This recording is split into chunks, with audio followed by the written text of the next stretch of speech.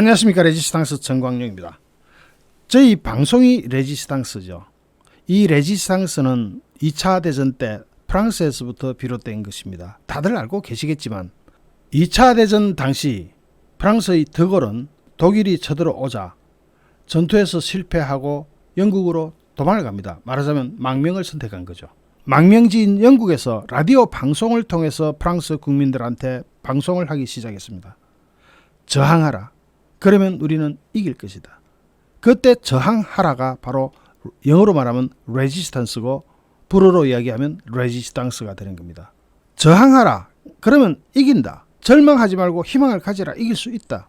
태극기 집회가 처음 시작할 때 박사모가 시작한 게 아니었습니다. 박사모가 첫 테이프를 끊긴 했지만 혼자서 하지 않고 사회 각계각층에서 활동하던 우파 인사들을 다 끌어들여 가지고 했습니다. 그래서 국민저항본부라는 걸 만들었고 그 국민저항본부의 이름으로 태극기를 들기 시작했습니다. 제가 그때 국민저항본부라는 이름을 지을 때 가장 크게 참고했던 것은 프랑스의 드골이었습니다. 비록 영국으로 도망을 갔지만 거기에서 프랑스 국민을 격동시켜 가지고 마침내 독일군을 무찌를 수 있었던 운동력을 제공했죠. 지금 우크라이나에도 레지스탕스 운동이 일어나고 있습니다. 우크라이나 전황을 자세히 살펴보면 아무리 게임 체인저라는 하이마스가 있다고 해도 도대체 어떻게 그렇게 정확하게 탄약고를 50곳이나 날리고 목표물을 100여 곳 이상을 날려버리는가? 여러분 이거 궁금하신 분 없었습니까? 아니 어떻게 그렇게 정확하게 가격을 할 수 있습니까? 여기에는 바로 그 레지스탕스들의 활약이 있었기 때문입니다. 레지스탕스가 빈약한 무기로 적진 속에서 할 수 있는 것은 적진을 탐지하고 위치를 알려주는 것. 그게 가장 중요한 역할이죠. 러시아는 더 많은 미사일을 쏘지만 제대로 된 목표물을 가격한 사례가 별로 없습니다.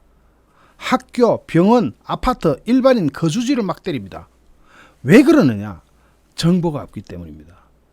러시아는 우크라이나를 신나치로부터 해방시키기 위해서 들어갔다 하지만 어떻게 그렇게 환영을 받지 못하고 어떻게 그렇게 정보 제공해주는 사람이 그렇게 없을 수가 있겠습니까? 반면에 우크라이나군은 하이마스를 제공받은 지 얼마 안 됩니다. 불과 한 달도 안 되죠. 그런데 그렇게 정확하게 상대방 목표물을 때려버릴 수 있는 것은 우크라이나의 레지스탕스들의 활약이, 목숨을 건 활약이 주요했던 겁니다. 누구나 사람에게는 목숨은 단 한 번밖에 주어지지 않습니다. 그 하나밖에 없는 목숨을 걸고 우크라이나에서 레지스탕스들이 활약을 하고 있습니다. 저는 이 BBC 기사를 보면서 감동했습니다. 정말 현대도 레지스탕스가 있구나. 이 BBC의 기사는 이렇게 시작합니다. Our journey to meet the resistance fighters take us through the landscape of sunflower yellow and the sky blue to Mykolaiv. 우리는 이들 레지스탕스들을 만나기 위해서 푸른 하늘 아래 펼쳐진 노란 해바라기 꽃밭을 지나 미콜라이우로 향했다. 이 해바라기 하면은 누가 딱 생각납니까? 고흐의 해바라기가 생각나죠. 명화입니다. 그런데 고흐의 해바라기는 일종의 정물화를 그린 것이고 푸른 하늘에 펼쳐져 있는 끝없는 해바라기밭, 이거는 우크라이나에서 감동적으로 볼 수 있는 장면일 것입니다.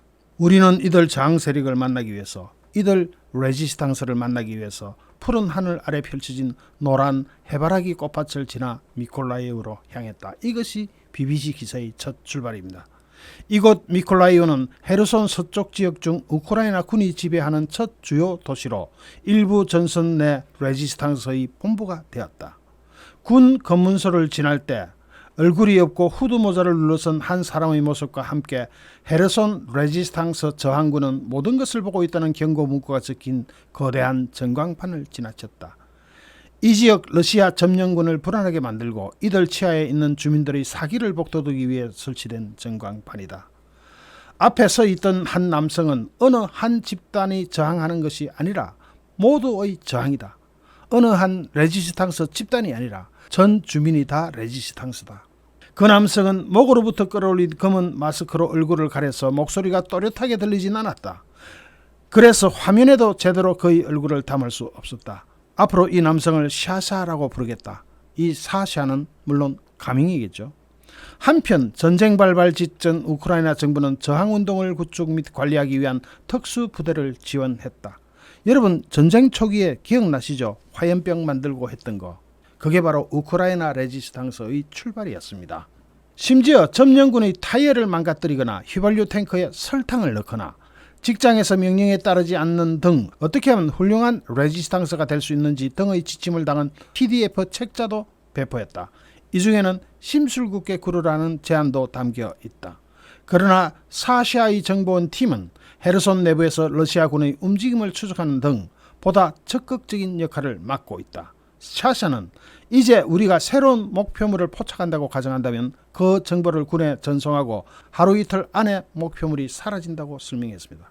목표물에 관한 정보를 군에 전송하면 하루 이틀 안에 그 목표물이 사라진다.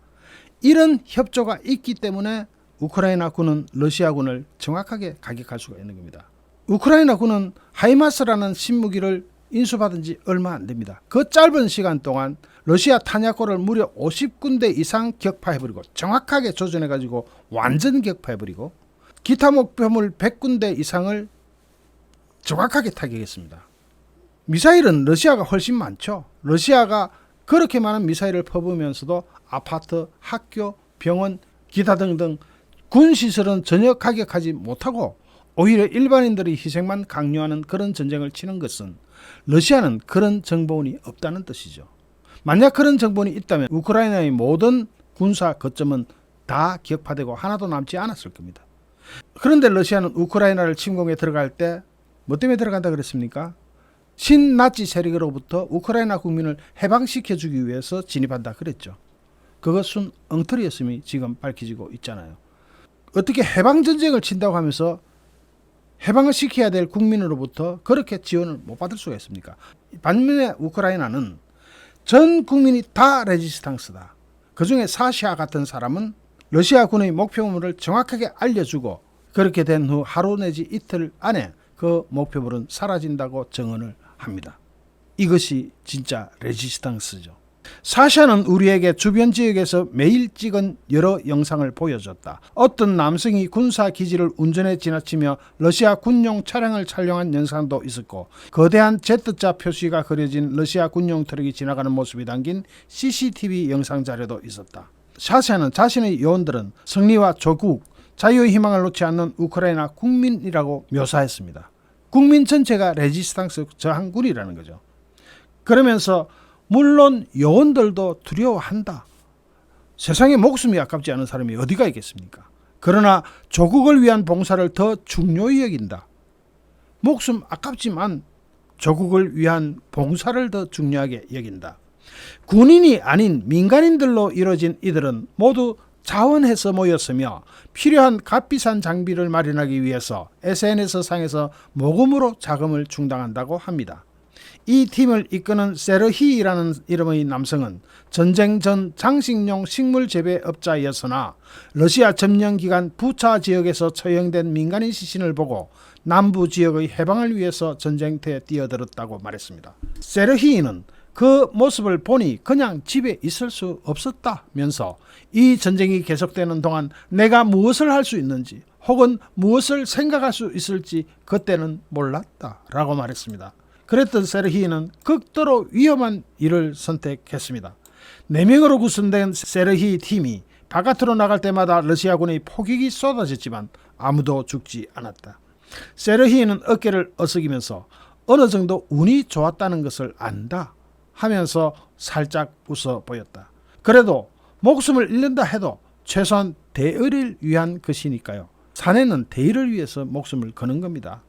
한편 이들 레지스탕스들은 러시아가 영구적으로 헤르손을 장악하기 위해서 계획하는 듯한 러시아 합병 여부를 묻는 국민투표 시행을 저지하기 위한 싸움을 계속하고 있다. 러시아는 이미 헤르손에 러시아 루블화와 자체 휴대전화 통신망을 들여왔으며 국영 TV 채널을 통해 러시아 가전의 선전을 이어가고 있다.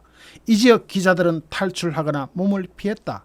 현재 미콜라이오로 탈출해 모래주머니로 만든 작은 사무실에 머무는 드미트로 부트리 헤르손 주지사 대행은 러시아 가입 여부를 묻는 투표는 엉터리고 그 어떤 문명화된 정부도 인정하지 않을 완벽한 거짓이라고 주장한다. 그러나 러시아는 이런 비난을 별로 신경 쓰지 않는 모양새다.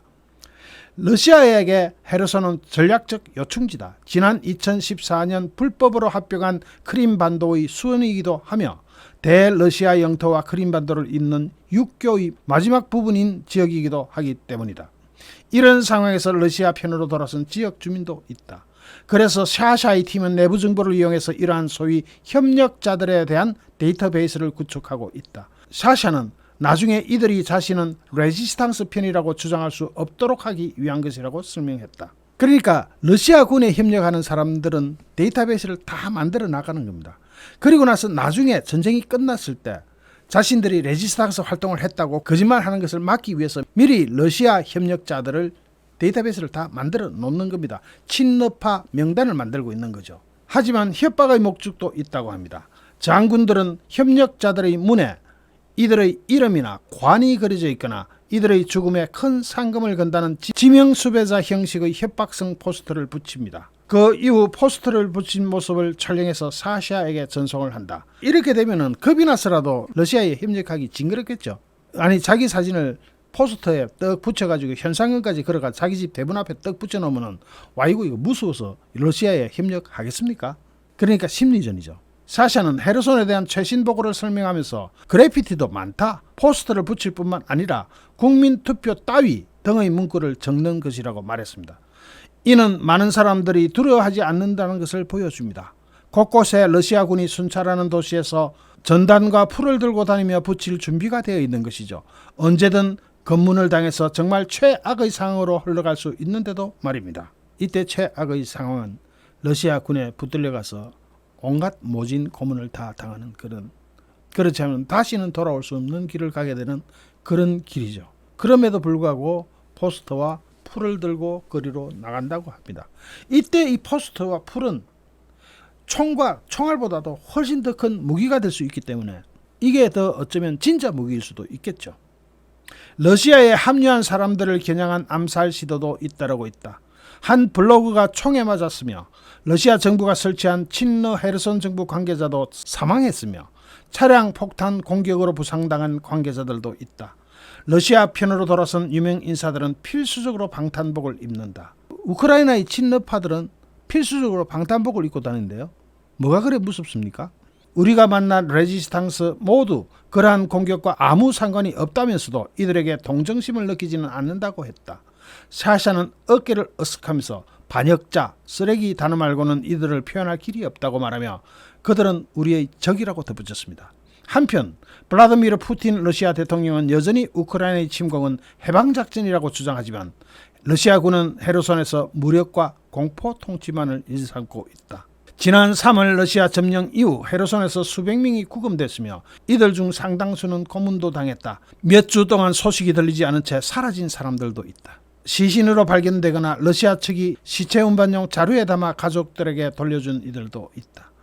헤르손 내부 소식통에 따르면 군인들이 거리를 순찰하며 수시로 버스를 무작위로 멈춰 세워 시민들을 검문하고 있다고 한다. 이때 휴대전화의 메시지나 사진처럼 우크라이나를 지지하는 약간의 흔적이라도 발견되면 체포될 수 있다. 한편 올레라는 이름의 남성은 거울을 바라보며 웃을 때마다 사라진 치아 자리를 바라본다. 러시아 신문관에게 구타당한 흔적이다. 올레는 러시아군에게 갈비뼈 7개도 부러졌고 이 중 3개는 아직 다 낫지도 않았다고 했다. 사실 올레라는 이름은 본명이 아니며 신원을 공개하지 말아달라고 요청했다. 레지스탕스의 일원이었던 올레는 러시아 구치소에서 고문 현장을 목격했다. 희생자의 이름은 데니스 미르노프로 후에 구치소에서 사망했다. 올레는 지난 3월 27일 자신과 미르노프가 거리에서 납치된 이후 일어난 일에 대해 소름 끼치도록 자세한 설명을 들려줬다. 처음 몇 시간 동안은 질식 및 정기 고문을 받으며 죽이겠다는 협박과 함께 계속 구타당했다고 한다. 올레는 그 신문관들이 러시아 연방보안국 FSB 요원이라고 확신했다. 이어지는 고문에 올레는 정신이 피폐해져 삶을 끝낼까 고심했다. 간수를 공격해 죽음을 재촉하기도 했다. 그에게서 어떤 정보를 원해서 납치했는지 묻자 올레는 러시아 측은 나치를 찾고 있었다. 내가 대물이라는 이유로 날 구타했다고 대답했다. 옷을 벗겼을 때 심슨 가족 캐릭터가 그려진 속옷을 입고 있었다는 이유로 제가 미국 측 요원이라면서 괴롭혔다.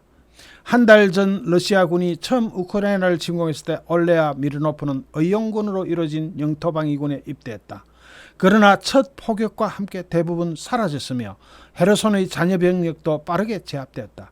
그래서 이들은 내부에서 러시아에 저항하는 게릴라 세력, 즉 레지스탕스가 되었다. 올레는 우리는 어디에 러시아군이 근거지를 두고 있는지, 어디로 이동하고 있는지 등의 정보를 얻어서 군대에 전달했다고 설명하면서 말할 수는 없지만 이보다 훨씬 더 많은 작전에 참여했다고 덧붙였다. 우리가 만난 또 다른 레지스탕스 저항군도 우크라이나군이 포위되었을 때 드니프로 강 건너 배로 탈출하는 과정을 돕기도 하고 러시아군의 무기를 훔쳐냈다고 했다. 더 많은 이야기를 해달라는 우리에게 그 남성은 웃으며 우리가 이기면 나머지도 말해주겠다고 답했다. 한편 올레와 함께 붙잡혔던 미르노프는 아내와 함께 아들 하나를 키우던 아버지로 전쟁 전 과일 및 채소 사업을 했다. 미르노프는 헤르손 주변에서 빵을 실은 트럭을 몰았다. 빵을 나눠주며 정보를 찾으러 다닌 것이다. 미르노프와 올레는 몰래 무기도 모았다. 우크라이나 군이 반격을 시작하는 즉시 전쟁에 뛰어들어 헤르손을 해방하기 위해서였다. 그러나 결국 이 둘은 구금돼 고문당했다. 우리는 러시아 FSB 측에 올레와 미르노프를 포함한 사람들에게 무슨 일이 일어났는지 설명해달라고 부탁했지만 돌아오는 대답은 없었다. 올레가 미르노프를 다시 만난 건 붙잡힌 첫날 한밤중이었다. 미르노프는 이미 거의 제대로 걷지도 못하고 숨조차 쉬기 힘들어하던 상태였다. 그래도 경비원들은 미르노프를 향한 구타를 멈추지 않았다. 올레는 그들은 미르노프의 사타구니와 얼굴을 때렸다.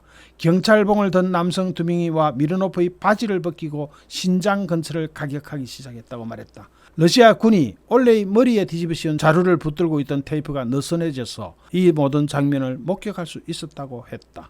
이미 미르노프의 폐에 구멍이 났고 정말 심하게 다친 게 분명했다. 하면서 그러나 제때 도움을 받았더라면 죽음만은 피할 수 있었을 것이다.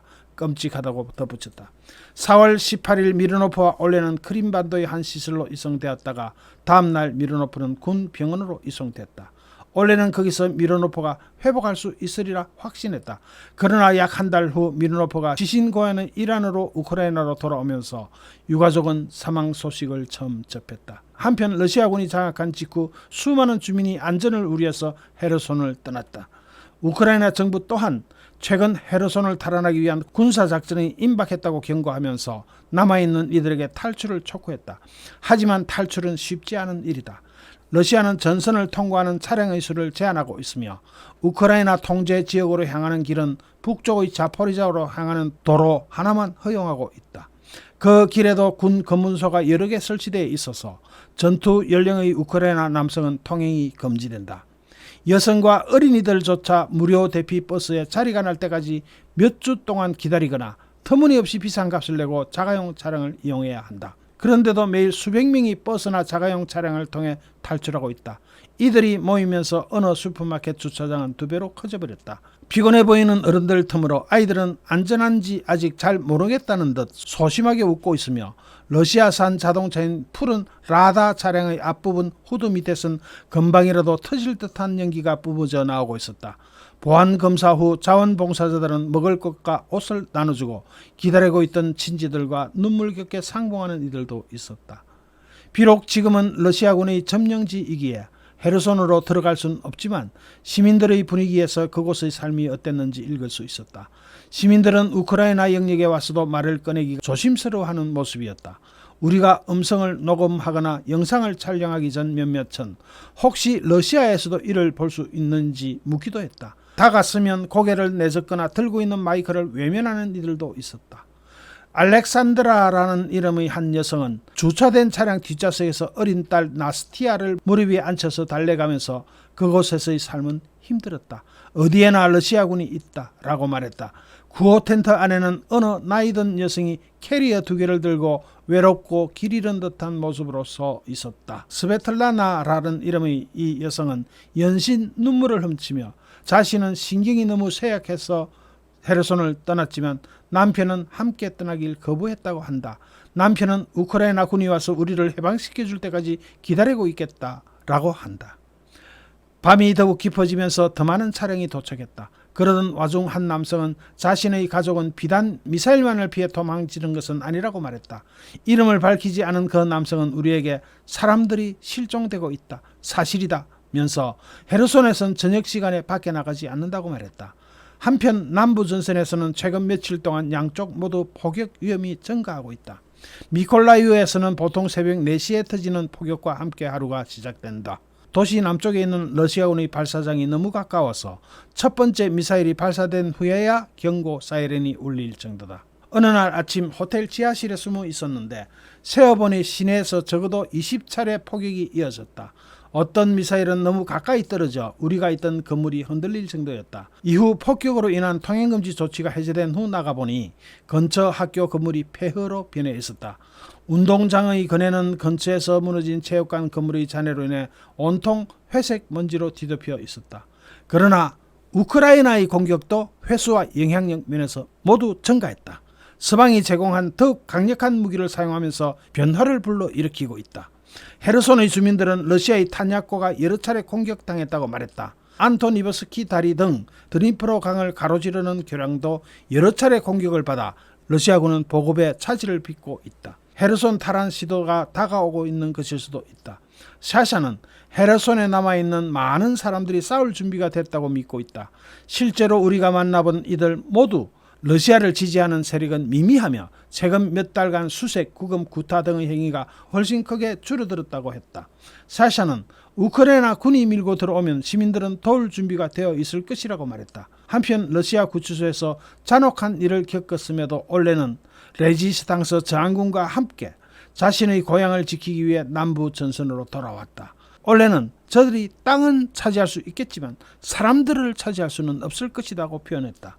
러시아 군인들은 헤르손에서 결코 안전하지 못할 것입니다. 시민들은 이를 원치 않기 때문입니다. 우리는 저들을 좋아하지 않습니다. 저들을 받아들이지 않을 겁니다. 이렇게 BBC 기사는 끝이 납니다. 우크라이나 레지스탕스님들께 격려를 보냅니다. 그리고 기도드리겠습니다. 부디 싸워서 이기세요. 부디 이기십시오. 부디 이기세요. 우크라이나의 레지스탕스를 마칩니다. 잠시 후 또 다른 주제로 여러분을 찾아뵙겠습니다. 시청해 주신 여러분께 진심으로 감사드립니다. 여러분 고맙습니다.